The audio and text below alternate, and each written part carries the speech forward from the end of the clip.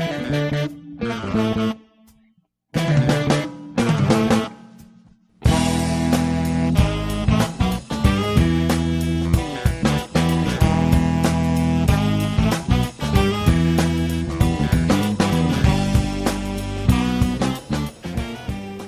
here with Milla Handley from Handley Cellars in the Anderson Valley. Hi, Milla. Hi, thank you for having me here. Yeah, we're so thrilled to be here on Pinot Days. Yeah, New York has been great, and Pinot Days is looking very good. We're located in Anderson Valley, which is around 2.5 hours northwest of San Francisco, and we are actually celebrating our 25th anniversary. We specialize in Pinot Noir and a little bit of Chardonnays, but the other is Alsace varietals, and they're very important to us because our region is cold, and they grow very well, and Pinot Noir likes cool climates. Gewurz has to have cool climates, and it's absolutely imperative. So it's a good combination for you, given your location, to grow both those grapes. Yes, it is. It is. It's a great combination. Yeah. What are you pouring today? We're pouring 3 of our Pinot Noirs. We're pouring our Mendocino County, we're pouring our Anderson Valley, and we're also pouring our Estate Reserve. Okay. And tell us a little bit about the differences between these 3 wines. Well, the Mendocino County is our least expensive, and it's a combination of some of our estate fruit, a little bit of other Anderson Valley fruit, but primarily it's fruit from Redwood Valley and Potter Valley. And it's a warmer climate, a little more, Potter Valley is a more intense climate, more spring frost and fall frost than we have in Anderson Valley, a little bit higher temperatures in the evenings, but it's a shorter growing season. Redwood Valley is closer to Russian River. Mendocino Russian River, not Russian River, the appellation. It is a less intense climate than Potter Valley.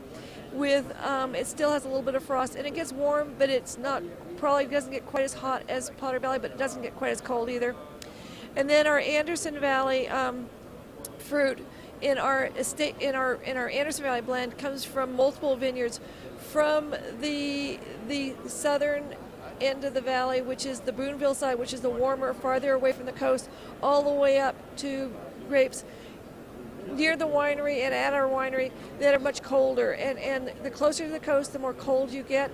And even if it's not as intense a climate as Potter Valley, we still worry every year about spring frost, and we've had a lot this year. And everyone in the valley is worried about how empty their ponds are going to be and how much water they will have to irrigate with. So we're keeping our fingers crossed that there's no more frost. So this is the Anderson Valley Pinot. Yes, this is our Anderson Valley. This is what we make the most of it, and it's our flagship wine.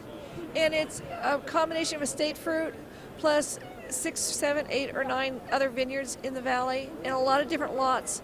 So I think it's very typical of Anderson Valley, where there's some spicy characteristics.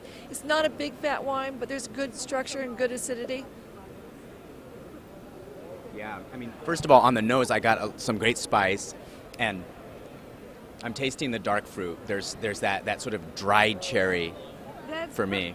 A lot of that is our Martini clone, which is a dried cherry, and there's a little bit of a tea, that dry tea leaves in there, and a little spice, and then there's some red fruit in there too, I think, in the nose more maybe than in the mouth. I can tell this is the kind of thing I would want to let this open up for a while, put it in, and these glasses are really nice for tasting Pinot because they're very broad at the base.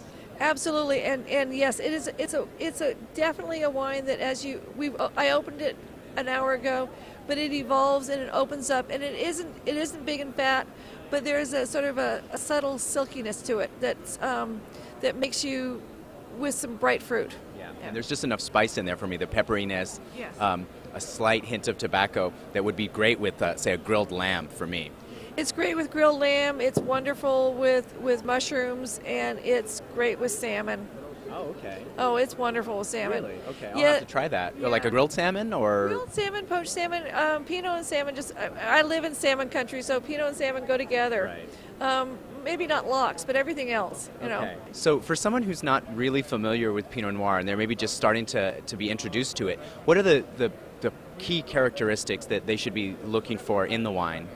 Well, I think Pinot Noir should have some structure, maybe be a little bit of structure, but I think I look for a combination of red cherry and strawberry flavors, red cherries, dark cherries, a little bit of a wild berry and some perfume, I also look for an earthy flavors. I look for a little bit of that touch of earth and grounding and hopefully a little bit of minerality. And in Anderson Valley, because we have warm days and cold nights, we also have some baking spices in there. So we have some cinnamon and allspice kind of flavors.